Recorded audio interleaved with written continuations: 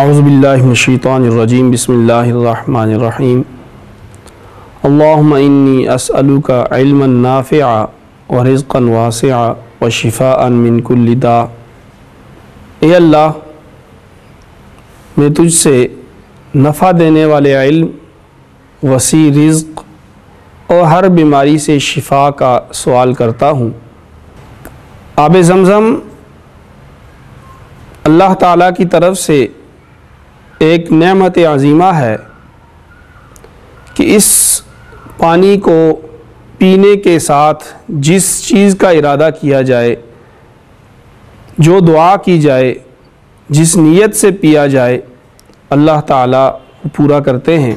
حضرت جابر رضی اللہ تعالیٰ عنہ روایت فرماتے ہیں کہ آپ صلی اللہ علیہ وسلم نے ارشاد فرمایا، آب زمزم کو جس مقصد کے لیے پیا جائے وہ پورا ہوتا ہے، اور میں قیامت کے دن کی پیاس بجھانے کی نیت سے آب زمزم کو پیتا ہوں، اور آپ صلی اللہ علیہ وسلم نے آب زمزم کو پیا۔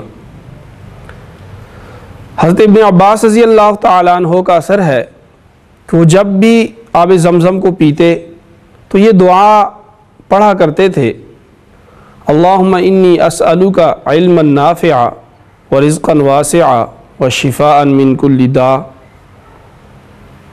اے اللہ، میں تجھ سے نفع دینے والے علم کا سوال کرتا ہوں، وسیع رزق کا سوال کرتا ہوں، اور ہر بیماری سے شفا کا سوال کرتا ہوں۔